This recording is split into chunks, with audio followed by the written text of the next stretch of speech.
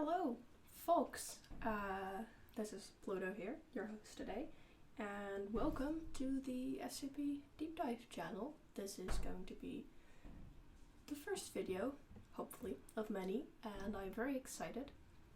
And on this channel, we're going to be just looking into SCPs. It's not going to be a podcast type of thing, because there is a very good podcast regarding SCPs, which is SCP Archives. I would definitely recommend to check them out. This is just going to be me discussing them, what I think of the SCP, if I find them scary or not, just going to be talking about them, explaining them in general. And yeah, I hope it's going to be fun. I think it's going to be fun. And small thing, just a disclaimer, none of these SCPs are mine. I don't own them. I don't own the archive. I don't own the foundation. All credits for the SCPs and the text and all the information goes to SCP Foundation, which their link I will put in the description. So you guys can go check them out if you want to go and check out some SCPs for yourself. And then yeah, I'd say let's get into it. The SCP that we are going to be checking out today, which is one of my favorites actually, is SCP-087 or 087. Title I can't even find, so that is a good start. It's basically known as the infinite or indefinite stairwell, because it is so many long stairs and it's creepy. Okay, so the object class I am reading from my little laptop is Euclid, which if you don't know SCP like object classes, I'll explain. You have safe, which is pretty self-explanatory. They're safe. They are either not able to harm people or are contained in such a way that they are not able to harm. Euclid, which means that they are either hard to contain or they are places, because there are multiple SCPs that are places, and obviously places are unable to be contained, like SCP-087, and that means Euclid. It does mean that they are dangerous and they are able to harm people. Then I think you have another one, but the one that shows up the most as well is Keter, and Keter means that they are either a very, very dangerous SCP. For example, their motive is to kill or their motive is to chase, etc. And it also means that they are very hard or not able to be contained. For example, they are able to go through walls, or they are simply an object that has a very different effect. Now, if you don't know what an SCP in general is, an SCP is an anomaly that is very off. It doesn't act like it should, it doesn't exist like it should. It could be an object that acts very weird, it could be a creature that acts very weird, it can be a whole new different type of creature that nobody has ever seen before. But now that we've gone over all the basic stuff, let's actually get into SCP-087. It is a stairwell, from my knowledge, and I'm going to be showing on screen the little text that it has. There are special containment procedures. SCP-087 is located on the campus of... Redacted. That's going to be a thing. Things are going to be redacted. The doorway leading to SCP-087 is constructed of reinforced steel with an electro-release lock mechanism. It has been disguised to resemble a janitorial closet consistent with the design of the building, which hints that it's a college or a school. Like it said, it's at campus, so basically you think you're going to get a broom and you don't really get a broom. The lock mechanism on the doorknob will not release unless a certain amount of volts are applied in the conjunction with counterclockwise rotation of the key. So there's a key necessary. The inside of the door is lined with a 6 cm of industrial foam padding. Due to the results of the final exploration, see document 087IV, which stands for 4. No personnel are permitted access to SCP-087. The description. SCP-087 is an unlit platform staircase. Stairs descend on a 38-degree angle for 13 steps before reaching a semicircular platform of approximately 3 meters in diameter.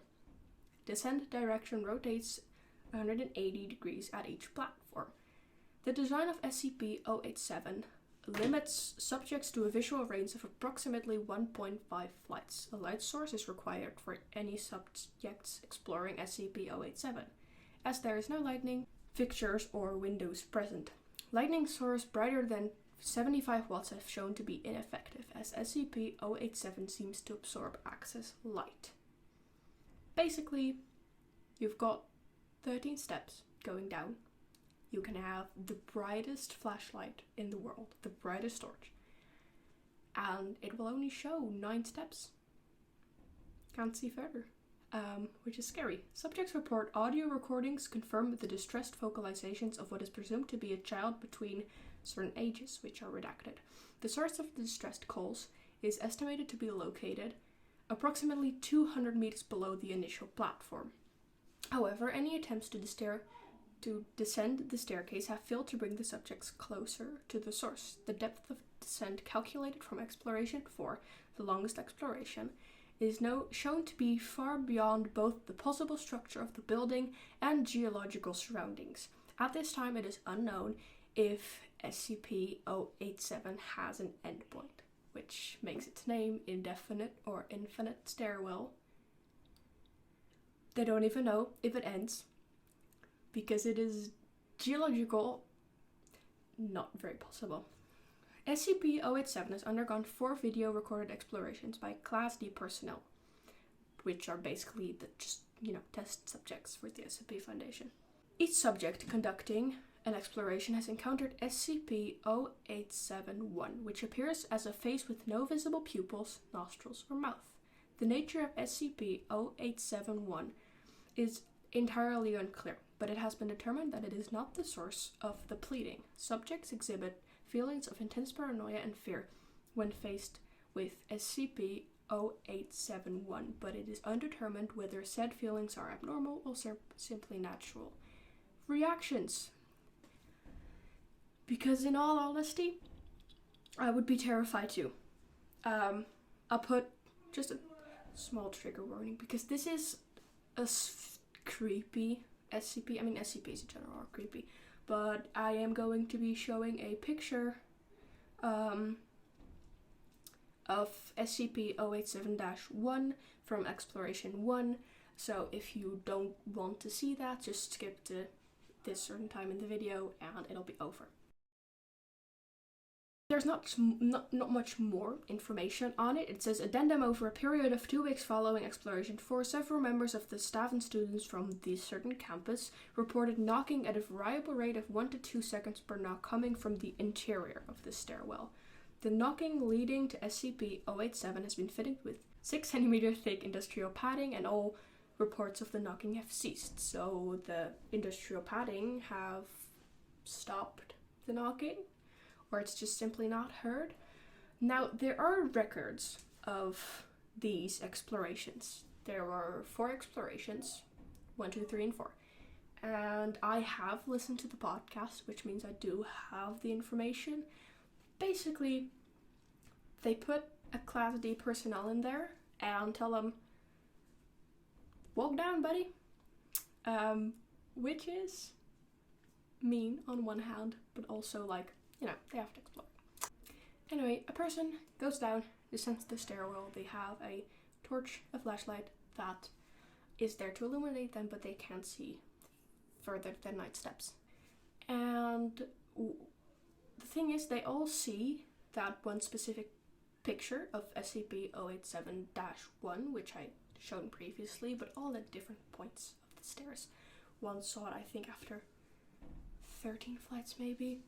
The other after 400. One person went down. I think that was exploration 3 or 4. They went down almost 2 kilometers, and they did not go closer to the source of the bleeding, which is it's a kind of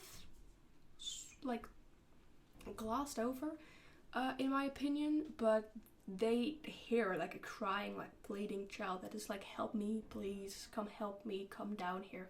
But even that one test subject, that one Class D personnel, they went down almost 2 kilometers and did not get closer to the sounds at all, but they all faced SCP-087-1 at some point, but they were all at different points. And I am now going to click oh, it says authorized personnel may refer to documents. Okay, I am not authorized. Obviously, I can't do the voices because I do not have voice actors. I am a minor, I am a child. So, what I'm just going to be doing is I'm just going to be explaining it. And this is Exploration 1. D8432 is a 43-year-old Caucasian male of average build and appearance and unremarkable physiological background. Class D designation is a result of demotion due to mishandling a certain SCP, which basically means you can work at the SCP Foundation, mess something up, boom, Class D personnel. I'm just going to refer to the test subject as subject because I'm not going to be saying this for numbers all the time. I'm lazy, thank you. Subject is equipped with a 75-watt flood lamp with battery power capable of lasting 24 hours, a handheld camera recorder fitted with a transmission stream, and an audio headset for communication with the doctor at control.